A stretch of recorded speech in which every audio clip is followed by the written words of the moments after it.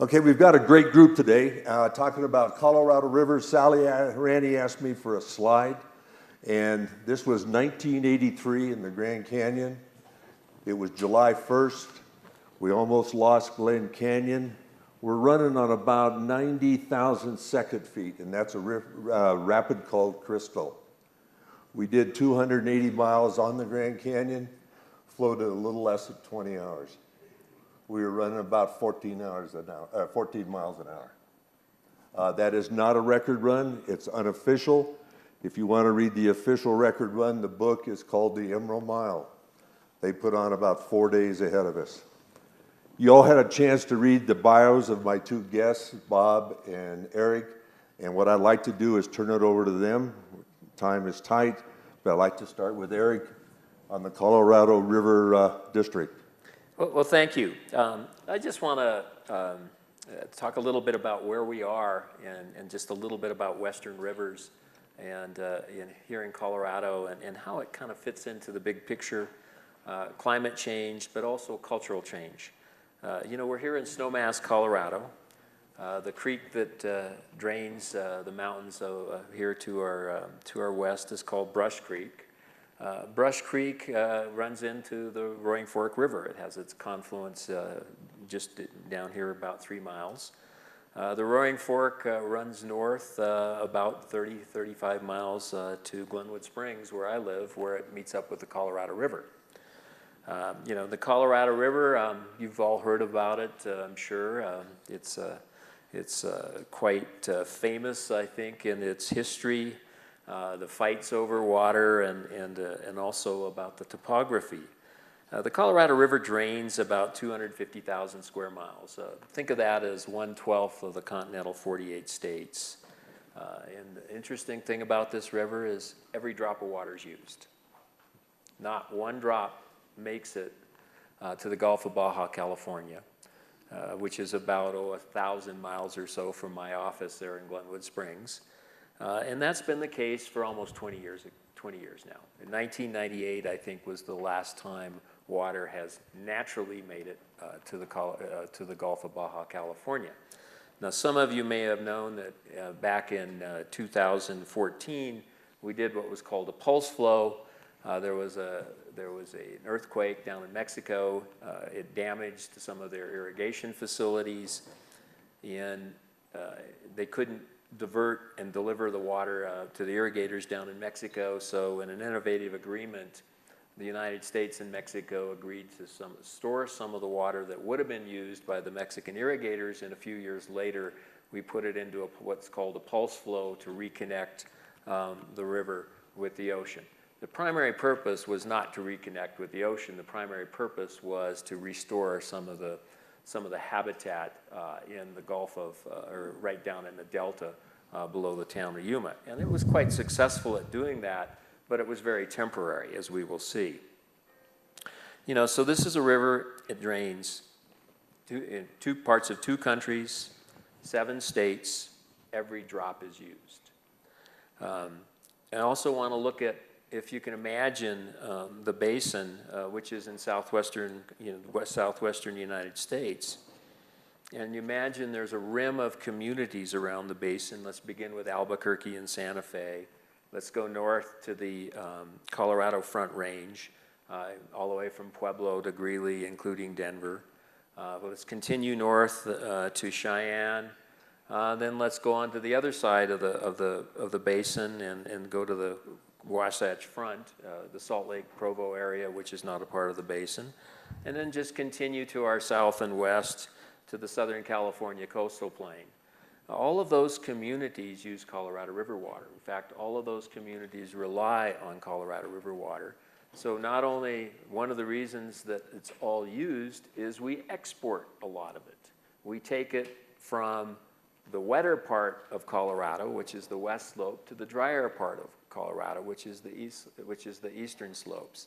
We take it from the Colorado River on the Arizona-Nevada border and move it to the Southern California coastal plain, because if there were natural sources of people only use the natural sources of water in the Southern California coastal plain, it could accommodate about 2 million people, and it has about 20. So they have to import water. They import water from the north, they import water from the east slopes of the Sierras, and they import water from the Colorado River. I also want to point out, and we've heard a lot about this, is that temperatures are rising in the basin. And what does that mean? Well, it means primarily from the water providers, from the people who deal with water as a supply, it brings huge, huge uncertainty to the business. There's a new phrase that was developed about 10 years ago that called stationarity is dead. And when I say stationarity is dead in the water business, the standard way of doing business was you looked at a river gauge, you hoped that had a record of 50 or 60 years. If you were planning your water supply like here at Snowmass or in Aspen, you looked at those last 50 or 60 years and you could determine, okay, how often do we have dry years? How often do we have wet years? You could design your system based on, or you would design your system based on the characteristics that you measured over the last 50 or 60 years. What we know now is with climate change, you cannot do that anymore. We're going to see extremes. We're going to see drier dries and wetter wets. For most of the country, the climate change is going to deliver impacts through the hydrologic cycle. And for most of the country, it's going to be more water than we can deal with, whether we're on the coasts and dealing with ocean rises or whether we're dealing with huge floods or that are beyond our capability for our infrastructure to deal with. But here in western Colorado, here in the western United States, especially in the Colorado River Basin, we're also going to be dealing with some bigger droughts. Now, the climate science, unfortunately, with western rivers is far from settled. I'm not here to say that I don't believe in the climate models. I do. I think those climate models are good. But those climate models basically deliver big picture information. Until recently, most of them operated on a 200 by 200 kilometer grid. All right, so that's roughly 130 miles or so. So if Aspen were the center of the grid, you could go 60 miles to the north, east, west, and south, and that would be one elevation. So that doesn't really capture the topography. We really need to bring those down. They're bringing them down to 100 kilometers, which is about 60 miles by 60 miles, but we really need to get them down to about 25 kilometers, which is about 16 miles by 16 miles, before we could really tell the difference between Glenwood Springs and Aspen, or for that matter, between Grand Junction and the Grand Mesa. Grand Junction is at 5,000 feet, gets 9 inches of rain a year. The Grand Mesa is at 11,000 feet, gets 60 inches of rain a year. So the models really don't have the ability to tell the difference until we get the grid size down. Then further, we take those models and we run them through what's called downscaling to get precipitation. And that's based on statistical methods, and we're not sure those statistical methods work for the new climate.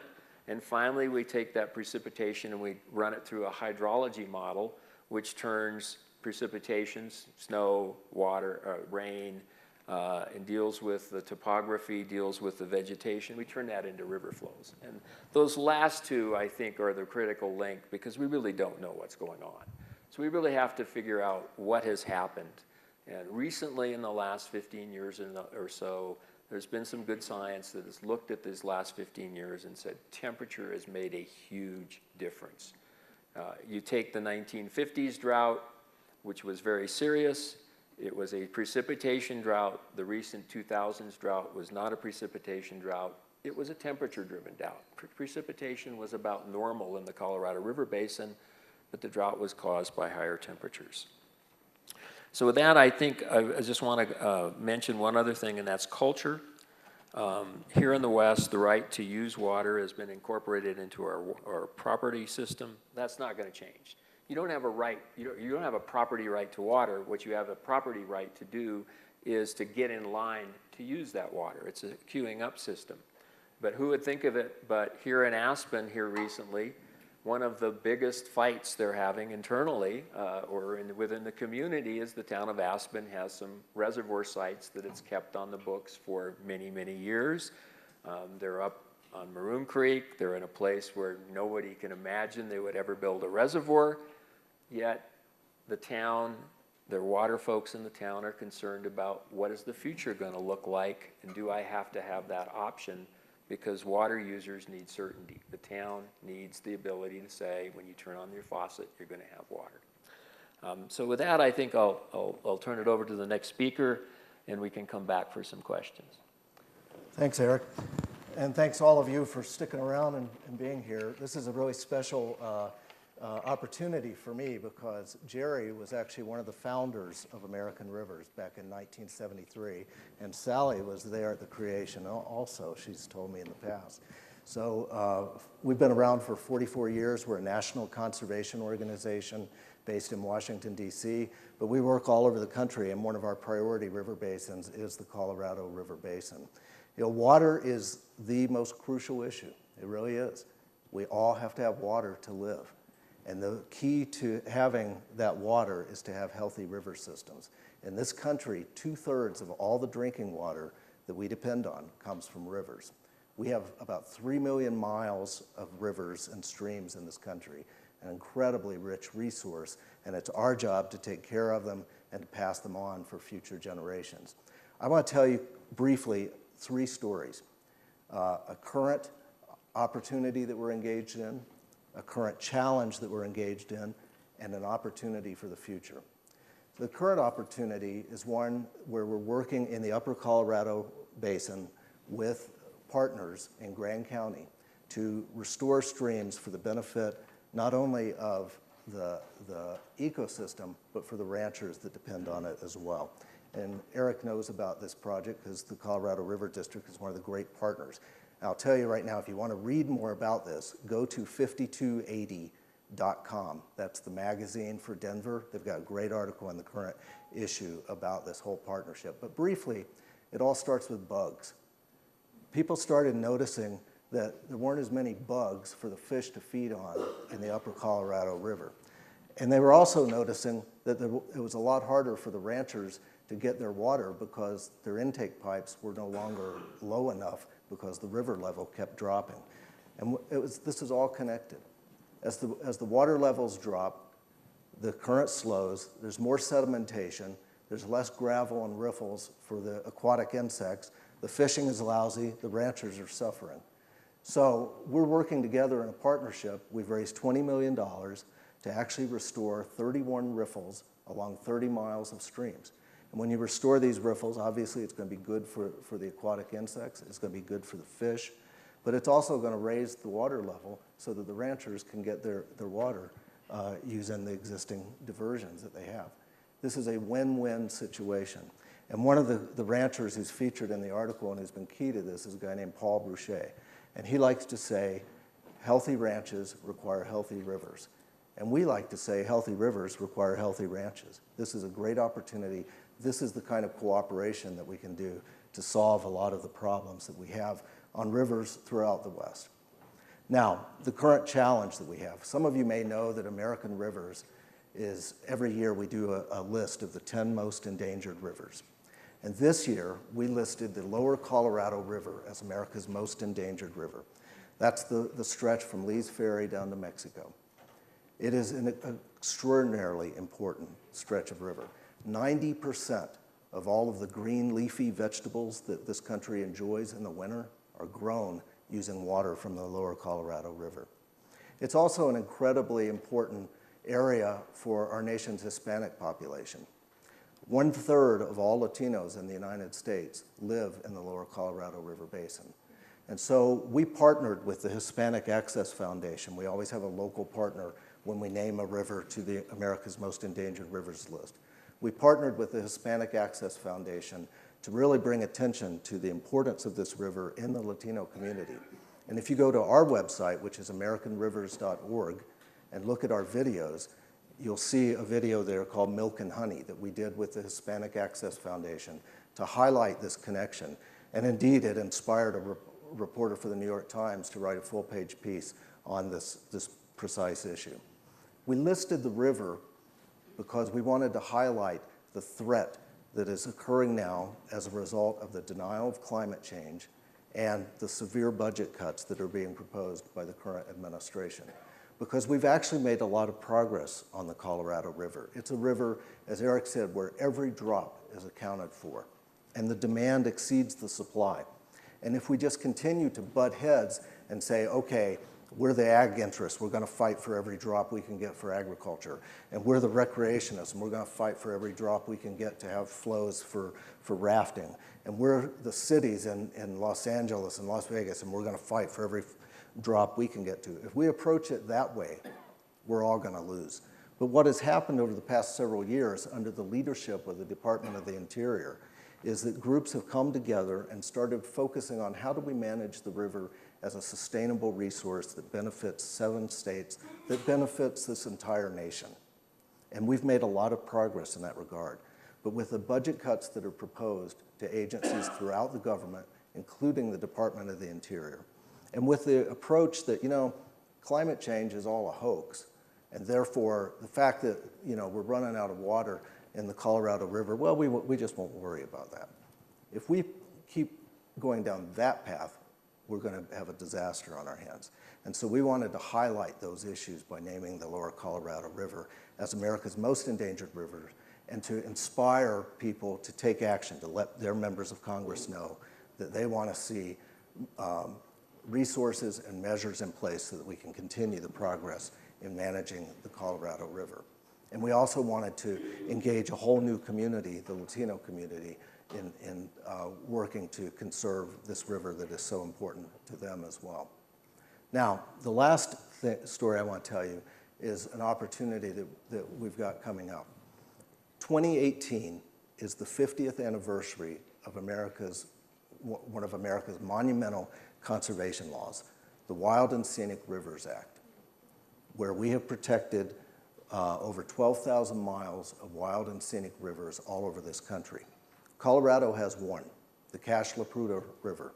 Now, Colorado has over 107,000 miles of river, and 76 miles have been protected as a wild and scenic river. There's a lot of great places in Colorado that can be protected, but this is the sort of thing that, again, requires cooperation. You have to have community commitment at the grassroots level. And I'm pleased to say we're working on getting a second river designated in Colorado, Deep Creek, which is a tributary of the Colorado also.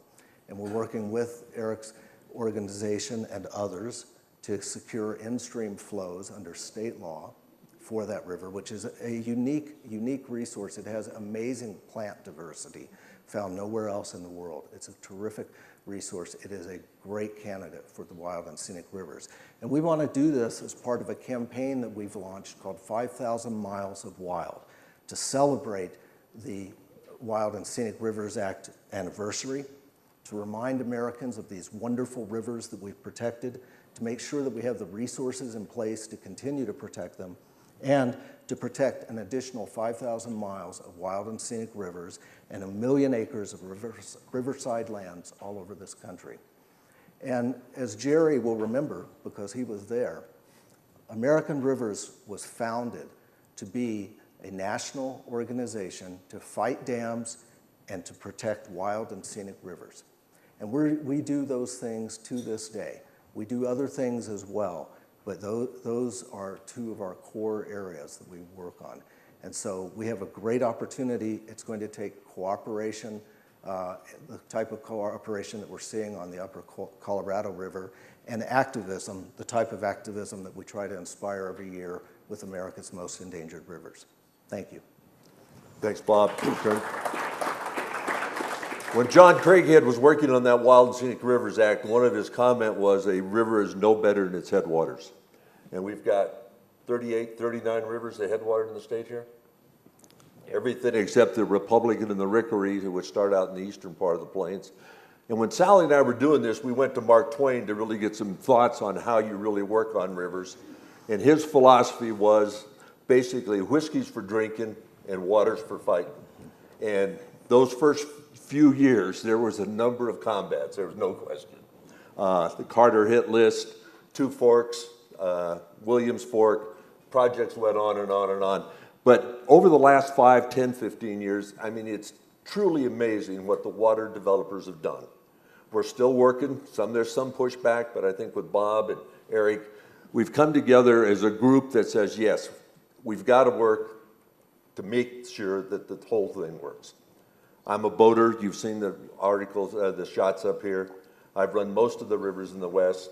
Sally's run a lot of those rivers. But we have really come together, I think, with groups like American Rivers, who I'm very proud that what little we did has taken off and has become this type of organization. And with Eric, we drafted a 15-river bill back a number of years ago, and there was a guy named Felix Sparks. And Felix says there's no wild rivers in this state unless I endorse them. Well, we slipped the pooter past him. Amazing individual.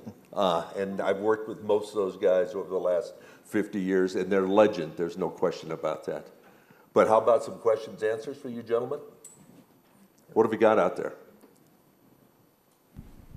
Well, I just want to say thank you to Bob for taking American Rivers, you know, from, it was in the basement of 4250 East Evans Avenue. Remember it well, with Howard Brown and Jerry and I, and there were a couple other people, and we were inspired by John Craighead, who was a good friend of ours, who's the famous grizzly biologist that helped bring, helped bring grizzlies back. And he and Cliff Merritt were up on the Selway River, and were discussing, and there were some other folks there, discussing what would be the counterpoint for rivers as we had just passed in 1964 for wilderness. And so through that conversation, they came off that trip, and the idea for the Wild and Scenic Rivers Act, which passed in '68, was born. My question really is, I wanted to ask Eric, there is something called the precautionary principle in science. And we do have, I think it's 37 or 39 headwaters in this state. Every state has some headwaters that they need to protect. Can the Colorado River District get together with the other river districts in the state and really look at the precautionary principle, and since we don't know what you said, what the future's going to bring, absolutely make it mandatory to protect headwaters? Is that something that can happen in this state? Good question. Also, what's in the headwaters of the ski industries and the recreation areas? So you're seeing a lot of conflict right now. Snowmaking may sound like it's great, but when you look at what happens really with snowmaking, you want to do it in October and November, well, late October through November, early December. What's happening to the streams? That's their lowest point. That's one of the most critical points for some of the native fish. And you're not taking snowmaking water from the Colorado River or from the Roaring Fork, you're taking it from a small tributary of Brush Creek or a small tributary of Gore Creek. So you may only take 2 CFS, but it's coming out of a stream that might have 2.5 CFS in it. So in many ways, the good thing I think about Colorado has been how the recreation industry, the communities from Glenwood up the Roaring Fork, up through Grand County, back up through Summit County, have really endorsed in-stream flows, have endorsed good headwaters. We've really been hammered by things like the bark beetle and other things, but I think the communities now see it as their priority for economic development, and I think that culture is what we're going to need, and that culture will see itself in the River District Board, and it already has. Thank you. I think one of the concerns of the work Bob's doing down the lower Colorado, I understand that most of the groundwater's gone. Yes. And I think that was one of the maybe factors at the Colorado Water Plan that we didn't do. There's no real concept in there to do recharge. And I think that's going to be particularly at the headwaters. We're not going to go downstream and do it, but it's Well, important at the headwaters. Yeah, and then there's a misconception about groundwater. At the River District, we don't have any groundwater, okay? It's all surface water. It may be sitting in the alluvial aquifers, but it's headed for the streams. Yeah. So you might have local communities here that divert water from a well. They're diverting water from the river, where that's very close, very soon going to be at the river. So from our perspective, we really don't have classic groundwater here in western Colorado. It's all surface water. It just may be in the alluvial groundwater and maybe a few days before it's headed to the stream.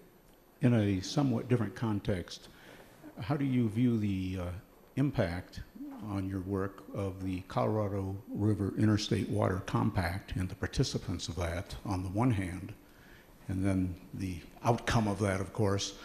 How are we doing on our treaty obligations to Mexico and the rebuilt All-American Canal and what we're delivering there? Question on the compact, how are we doing treaty obligations? Yeah, never had a problem with the treaty obligation. The compact was done, the Colorado River Compact was negotiated in the 1920s. It's a political document. It basically holds 7 states together. Most of its provisions, we found a way to creatively interpret, let's put it that way. But what it did, I think, is it created a family of states that have the same problem. And where you don't have that, like in places like Tennessee or in Alabama, I'll give you an example, Florida and Georgia, I think you're seeing more significant problems where you don't have compacts. Because compacts, the way we operate the river is nothing like it was in 1920, but it keeps the states talking together as a family.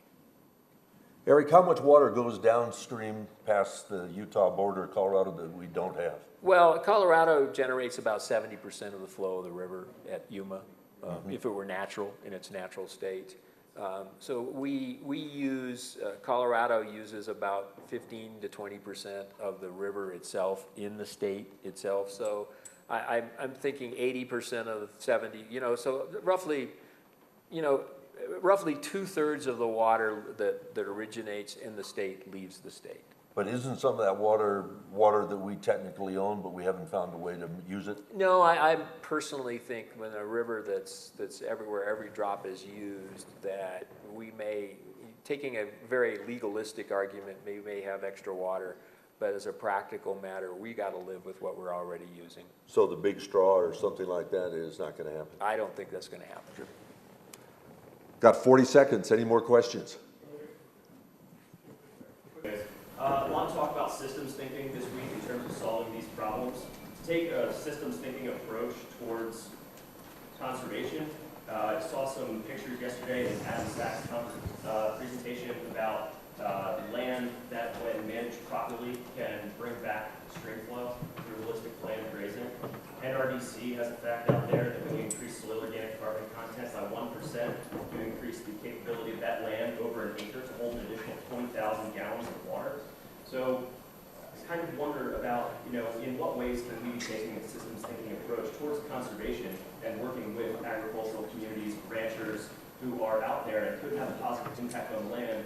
And that could be sequestering carbon, which gets back to a lot of the energy issues we're talking about here, while also, no pun intended, the downstream effects of recharging water. There's abundant opportunities for that, and we're undertaking a lot of those measures. In California, we're working on meadow restoration, because if you restore these upstream meadows, it purifies the water. It also holds water, so it releases it more slowly throughout the year. In Colorado, we worked at the national level to get a grant program from the Natural Resources Conservation Service that would provide grants to farmers and ranchers to put small hydro generating capacity in existing ditches and diversions. We liked that because it reduces the idea or the demand to build, some big new dam to generate hydropower. You put this small scale hydro in, we helped them work with the farmers and ranchers to take advantage of that grants program so that they could put the capacity in, use the power to convert to more efficient drip irrigation, so conserve water, and actually generate excess power that they could sell and put money in their pocket. Those are the kinds of things where we have to look at things on a big scale to decide. On my way out here, I was in Tulsa, Oklahoma for a river cleanup. We sponsor the national river cleanups around the country.